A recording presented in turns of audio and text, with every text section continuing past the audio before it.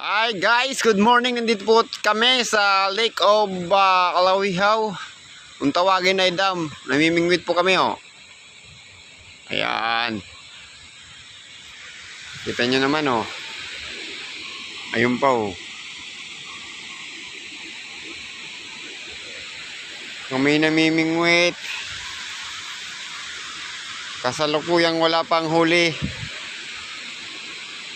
7 AM in the morning. Yan. Mamaya papakita ko sa inyo ang snake fish. Hello guys, ito na po ang huli namin. Kasili. Snake fish. Ayan Kasili.